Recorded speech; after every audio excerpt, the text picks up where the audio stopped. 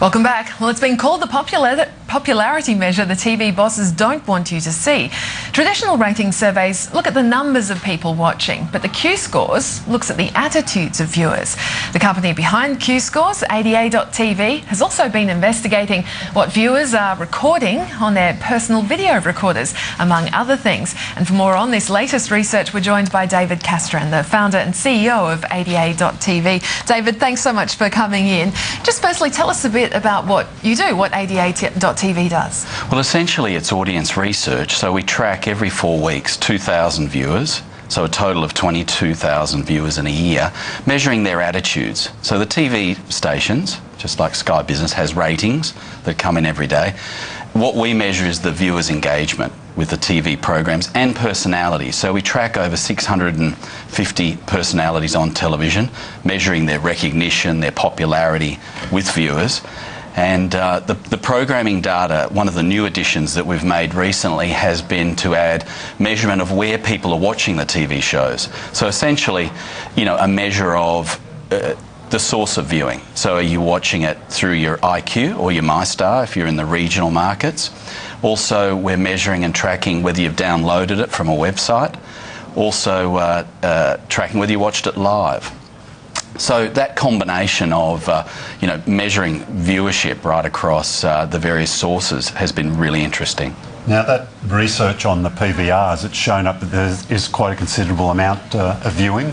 That's right, James. It's enormous. The actual IQ device is extremely addictive for viewers. I call it heroin, and it's something that once people get in their home, they adore it, and they're using it quite extensively to watch a wide range of programs.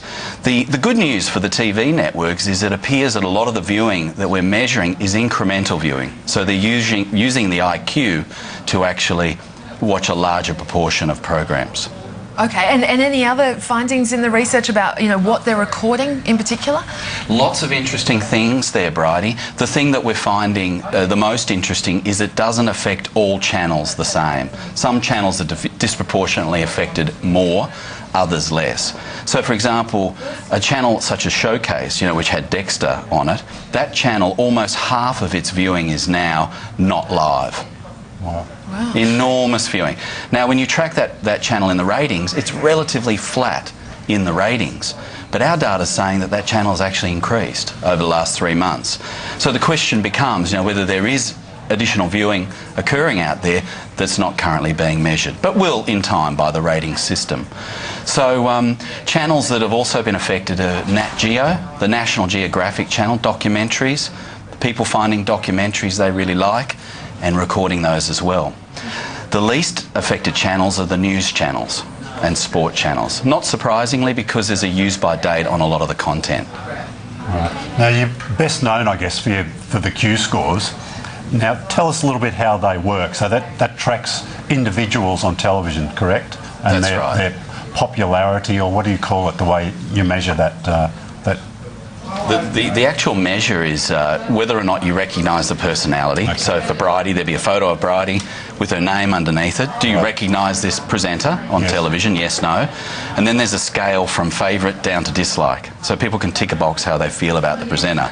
Some presenters, you get an enormous amount of polarity, you know, particularly like Eddie Maguire when he was as soon as he became the captain or the coach of Collingwood, president of Collingwood, his popularity scores dropped. And so, you know, some presenters are really just Andy and Hamish, for example, are growing enormously in the scores. So they've done really well. And we've been doing it since 2000. So the trends are just amazing. Looking back, you know, the first survey we ever did, Sigrid Thornton was #1. Now, she's still doing very well, but she hasn't really done a lot lately, and so she's sort of now at about 20, 25. So it doesn't necessarily equate to the amount of airtime somebody gets. You can have a very high rating and not be on TV much at all. Well, you could be very strong and popular amongst your own smaller base of viewers, and those people are particularly valuable to the networks. Pick up someone early at a lower price, and, you know, they could turn into a substantial star.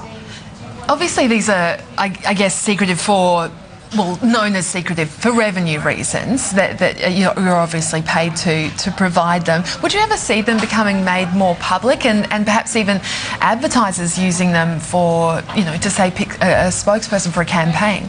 We do have advertisers contact us quite a bit, and we provide Q scores to them on a one-off basis. So it is available on a one-off basis. Sometimes we have presenters come to us and want them on a one-off basis. But essentially, the data is usually the networks are the ones that have got the greatest upside. I do think there's enormous potential in Australia to develop talent more and coach and develop presenters with their on-camera performance. And we've been working a lot with, news networks in that sphere, with Win Television, for example. They've got a local news service that's enormous. It's probably the biggest news network in Australia, local news. And, working with presenters with their on-camera performance, how they develop, how they, strengthen their Q scores over time. Tell us a little bit about those news findings. Because I think you asked the people what they wanted from a news service as well, and what sort of feedback did you get? Well, of course, those belong to Win, and right. That's theirs. But in general terms, of course, Win wants to, and he's working very hard on their weather presenting, and we found that the weather presenter Peter Byrne, the most popular weather presenter. Now, Peter's in his mid late 60s, I believe, and he is a terrific weather presenter. Spent a number of years in the Weather Bureau, and then from the Weather Bureau he went on to become the presenter at Win. And this guy has just got such a strong rapport with the audience. He uses no auto cue. He just presents as he is himself, and he's so knowledgeable about the weather. And this is what the audience wants. They're much happier with someone who's knowledgeable. So this is a big finding than necessarily, a bimbo factor, just presenting the weather. They want people who really know and understand the content. So just quickly, where do you want to take then the research overall? I mean, just down the track, and are you noticing any sort of impact from the global financial crisis? Well, it's I think yes. There's beginning to feel a little bit of a pinch, and I think that certainly the networks, the smart networks, are holding on to their research. They're holding on to their research and development because it's so vital, going forward, not to lose the insights and the information. The uncanny thing, though, is the people who need you most use you least, and vice versa. It's been great to get to hear all about it. David Castran, CEO of ADA.tv. Thanks so much for that. Thank you.